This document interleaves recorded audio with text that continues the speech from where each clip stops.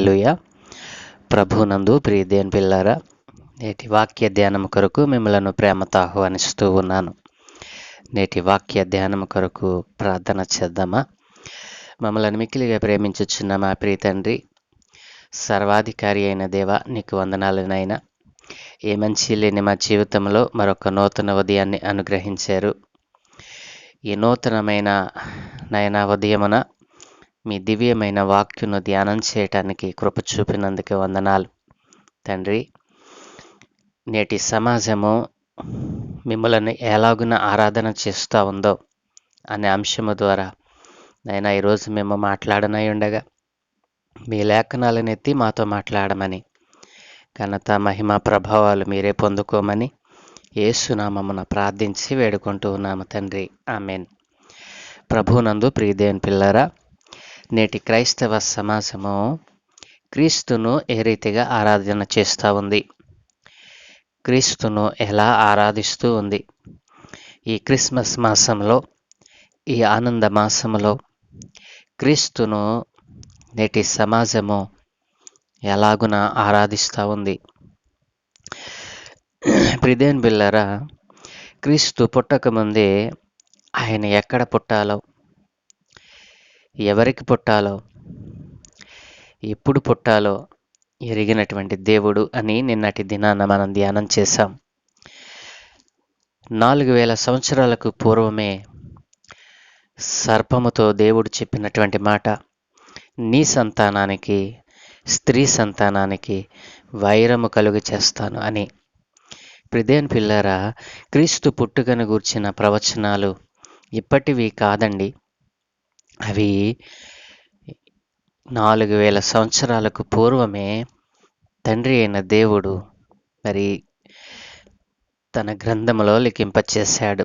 ప్రియదేవుని పిల్లరా, నేటి క్రైస్తవ సమాజము క్రీస్తుని ఎలా ఆరాధిస్తూ ఉంది? క్రీస్తు 2024 సంవత్సరాలకు పూర్వమే ఆయన బాలుడిగా ఈ లోకంలో జన్మించాడు.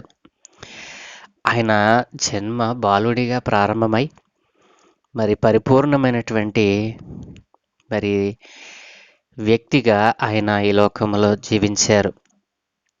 అయితే నేటి సమాజము ఇంకనూ క్రీస్తును బాలుడిగా ఆరాధన చేస్తూ ఉన్నారు. నేటి సమాజము క్రీస్తుని మరి పసిబాలునిగా అనేక రకాలుగా వారికి నచ్చినట్టుగా వారు ఆరాధన చేస్తూ ఉన్నారు. వాస్తవానికి క్రీస్తు ఇంకనూ బాలుడేనా? ఆయన ఇంకా పసిబాలుడిగానే ఉన్నాడా? ఆయన ఎవరు అనంటే లేఖనాలలో మనం చూద్దాం ఆయన ఎవరో. రోమీలకు రాసిన పత్రిక 9వ అధ్యాయము 5వ వచనము, శరీరమును బట్టి క్రీస్తు వీరిలో పుట్టెను, ఈయన సర్వాధికారి అయిన దేవుడయ్యుండి నిరంతరము స్తోత్రార్హుడై ఉన్నాడు. ఆమేన్. ప్రియమైన దేవుని పిల్లరా, క్రీస్తు బాలుడు కాదు. క్రీస్తు ఎవరండి? సర్వాధికారి అయిన దేవుడు.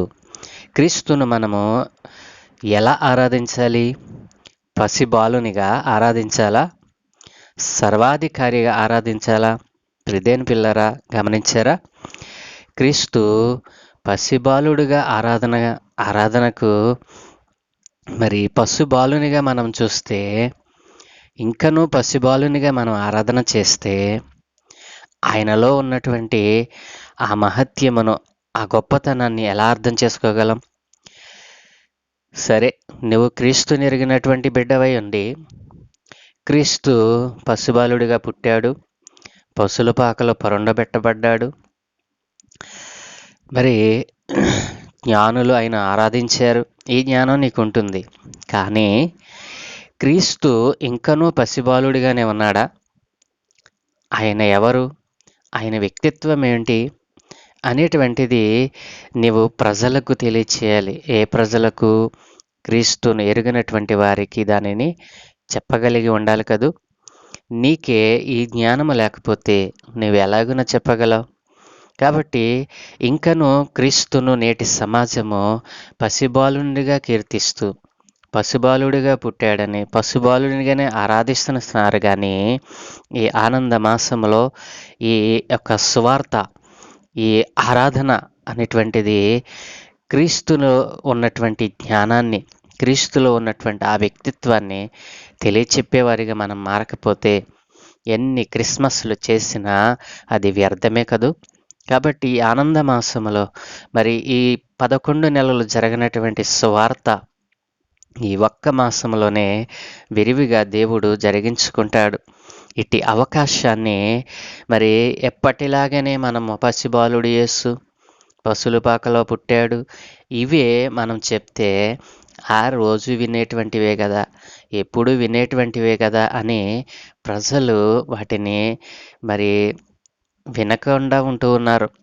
కానీ క్రీస్తులో ఉన్నటువంటి ఆ వ్యక్తిత్వాన్ని, క్రీస్తు ఎవరై ఉన్నాడో దానిని మనం చెప్పగలిగినప్పుడు ప్రజలు అంగీకరిస్తారు. దేవుని యొక్క గుణము వారు ఎరుగుతారు. సర్వాధికారి అయినటువంటి దేవుణ్ణి ఇంకనూ నేటి సమాజము పసిబాలునిగా ఆరాధన చేస్తూ మరి క్రిస్మస్ అంటే క్రీస్తు పుట్టాక మాత్రమే అని మరి క్రోడీకరిస్తూ నేటి సమాజము దేవుని ఎరిగినటువంటి వారికి కనపడతా ఉంది. కాబట్టి నేటి సమాజమా, సంఘమా, క్రీస్తు పశుబాలుడిగా 2024 సంవత్సరాలు అయిపోయింది. ఇప్పుడు ఆయన ఎవరు? ఆయన సర్వాధికారి. ఆయన సర్వాధికారిగా మనం ఆయనను ఆరాధించాలి. మరి మన పుట్టుక మన తల్లిదండ్రులు చెప్తేనే తెలుస్తుంది. కానీ ఆయన పుట్టక ముందే ఆయన ఎక్కడ పుట్టాలో, ఎవరికి పుట్టాలో, ఏ ప్రాంతంలో పుట్టాలో ఎరిగినటువంటి దేవుడు. ఆయన సమస్తమును ఎరిగినటువంటి దేవుడు. ఈ లోకములో మరి సర్వాధికారాన్ని కలిగినటువంటి ఏకైక దేవుడు క్రీస్తు ప్రభుల వారు. ప్రియదేని పిల్లరా, నీవింకను మరి బాలునిగా ఆయనను చూస్తే, నీవింకను పసిబాలుడైన యేసుగా ఆయనను ఆరాధిస్తూ ఉంటే నీలో పరిపూర్ణమైనటువంటి భక్తి జీవితము లేదు అని మనము మరి అనుకొనవచ్చును కదూ. కాబట్టి పరిపూర్ణమైన జ్ఞానం నీకు ఎప్పుడు వస్తూ ఉంది? క్రీస్తును నీ మనస్సులో కలిగి ఉన్నప్పుడు, క్రీస్తు మనస్సులోనికి నువ్వు మారినప్పుడు, క్రీస్తులో ఉన్న వ్యక్తిత్వం నీకు అర్థమవుతుంది. ఆయన బాలుడు కాదు, ఆయన సర్వాధికారి అయినటువంటి దేవుడు అని గుర్తిస్తావు. ప్రియదేని పిల్లరా, ఈ రోజున యేసును మరి ఇతరులకు పరిచయం చేస్తూ ఉన్నటువంటి నీవు, యేసు పుట్టిన దినాలలో మరి సువార్త చేస్తున్నటువంటి మనమందరము కూడా ఆయనను పసిబాలునిగా పరిచయం చేయటం కాదు, ఆయన సర్వాధికారి అయిన దేవునిగా ఆయనను పరిచయం చేయాలి. ఆయన పసిబాలుడిగా 2024 సంవత్సరాలకు పూర్వమే ఆయన జన్మించాడు. ఆయన జన్మించి పసిబాలునిగా ఉండిపోయాడా? ఆయన ఈ లోకములో ఉన్నటువంటి మరి సమస్తమైన కీడును జయించాడు. సర్వమానవాళి పాపము కొరకు తన సొంత రక్తాన్ని ధారపోసాడు. కాబట్టి దేవుని లేఖనము ఆయన గురించి ఏం సెలవిస్తూ ఉంది? ఆయన సర్వాధికారి అయ్యుండి నిత్యము స్తోత్రార్హుడై ఉన్నాడు, నిరంతరము స్తోత్రార్హుడు. కాబట్టి ప్రియదేని పిల్లరా, ఆయనను నేటి సమాజం ఆరాధించినట్లుగా ఇంకనూ మనము మరి అన్యులకు క్రీస్తును పరిచయం చేయలేని వారిగా, క్రీస్తును మనం పసిబాలునిగానే పరిచయం చేస్తున్నాం. కానీ ప్రతి సంవత్సరము యేసు బాలునిగా కనపడుతూ ఉన్నాడు, కానీ ఆయన సర్వాధికారి అయిన దేవుడు అని ఎవరు చెప్పగలగటం లేదు. ఎందుకో తెలుసా? వాక్య జ్ఞానము వారిలో లేకపోవటమే, వాక్యాలను సత్యమును గ్రహించకపోవడమే, క్రీస్తు మనస్సును వారు కలిగి ఉండకపోవడమే ప్రధాన కారణము కదూ. నేటి సంఘాలలో కూడా ప్రజలు దేనినైతే మరి కావాలని ఆశపడతా ఉన్నారో దానినే చేయటానికి సంఘము కూడా మరి ఇష్టపడతా ఉంది. మరి ఆత్మ కలిగిన, దైవావేశం కలిగినటువంటి వారిని కూడా నేటి క్రైస్తవ సమాజము వారికి నచ్చినట్టుగా మలుచుకుని, వారి మాట వినకపోతే వ్యతిరేక స్వభావాన్ని పొంది ఇలాగున సమాజములో, క్రైస్తవ సమాజములోనే ఒక పరిపక్వమైనటువంటి, ఒక పరిపూర్ణమైనటువంటి మరి జ్ఞానము లేకపోవడం, ఈ రోజున క్రీస్తును ఇంకనూ బాలునిగా ఆరాధించడం మనం చూస్తూ ఉన్నాం. కాబట్టి ప్రిదేని పిల్లలారా, మరి క్రీస్తు బాలుడినిగా కాకుండా ఆయన సర్వాధికారి అయిన దేవునిగా మనం పరిచయం చేద్దాం. ఈరోజు ప్రభు మనతో మాట్లాడాడు కదూ. క్రీస్తు శరీరమును బట్టి మరి వీరిలో పుట్టాడు, కానీ ఆయన ఎవరు? ఆయన సర్వాధికారి అయిన దేవుడు. మరి ఆయన సర్వాధికారము మరి నిరంతరము కూడా ఆయనకి ఇవ్వబడింది. అందుకనే ఆయన నిరంతరము స్తోత్రార్హుడై ఉన్నాడు. అలాగున క్రీస్తును పరిచయం చేయాలి, కానీ ఇంకనూ బాలునిగా, పసిబాలునిగా, మరి పసులపాకలో పుట్టాడుగా, దీనుడుగా, ఇవన్నీ ఆయనలో ఉన్న లక్షణాలే, కానీ ఆయనను పరిచయం చేయవలసినటువంటి విధము ఇప్పుడు కాదు కదా. ఆయన పసిబాలునిగా ఎప్పుడో మరి కొన్ని వేల సంవత్సరాల క్రితమే జరిగిపోయింది ఆయన జన్మ. ఆయన భూలోకంలో పుట్టినది నిజము. ఆయన పుట్టుక పరిశుద్ధమైనది, ఆయన రాక పరిశుద్ధమైనది, ఆయన జీవితము పరిశుద్ధమైనది. అయితే ఈ రోజున ఆయనను పసిబాలునిగా ఆరాధన చేస్తూ ఆయన వ్యక్తిత్వాన్ని, ఆయన యొక్క దైవత్వాన్ని ప్రజలకు తెలియకుండా ఈ రోజున క్రైస్తవ సమాజమే అడ్డుపడుతూ ఉందని మరి అనుకోవచ్చు కదూ. కాబట్టి ప్రియదేని పిల్లలారా, ఆయన బాలుడుగా కాకుండా ఆయన సర్వాధికారి అయిన దేవునిగా పరిచయం చేద్దాం. ఆయన నిరంతరము స్తోత్రార్హుడై ఉన్నాడని ప్రజలకు చాటి చెప్దాం. ఈ నేటి మరి క్రిస్మస్ దినాలలో క్రీస్తుని ఆరాధించటం, క్రీస్తును పరిచయం చేయటం, ఇతరులకు పరిచయం ఏ రీతిగా చేయాలి అని అంటే, ఆయన బాలుడిగా కాకుండా ఆయన పుట్టింది నీకోసమే. ఆయన సర్వాధికారాన్ని మరి తన చేతులలో కలిగి సర్వాధికారిగా ఈ లోకానికి వచ్చాడు. ఆది యందు వాక్యం ఉండెను, ఆ వాక్యము మరి దేవుని యొద్ద ఉండెను, వాక్యమే దేవుడై ఉండెను, ఆ వాక్యమే శరీరధారి అయి కృపా సత్య సంపూర్ణుడుగా మన మధ్య వసించెను అని దేవుని లేఖనం సెలవిస్తూ ఉంది. ప్రియదేని పిల్లలారా, కాబట్టి మరి దేవుని యొక్క లేఖనాలను మనం పరిశీలన చేసినప్పుడు కొలస్సీలకు రాసిన పత్రిక 1వ అధ్యాయము 16వ వచనములో దేవుని లేఖనం సెలవిస్తూ ఉంది. ఏలయనగా ఆకాశమందున్నవియు భూమి అందున్నవియు దృశ్యమైనవి గాని అదృశ్యమైనవి గాని అవి సింహాసనములైనను ప్రభుత్వములైనను ప్రధానులైనను అధికారులైనను సర్వమును ఆయన యందు సృజింపబడెను. సర్వమును ఆయన ద్వారా ఆయనను బట్టి సృజింపబడెను. కాబట్టి ప్రియదేని పిల్లలారా, ఈ లేఖనం సెలవిస్తున్న రీతిగా ఆయన ఆకాశమందును దేవుడే, భూమి అందున్నవి కూడా, భూమి అందును కూడా ఆయన దేవుడే. ఆయన సర్వాధికారి. ఆయనకి ఏ అధికారం లేదని మనం చెప్పగలం.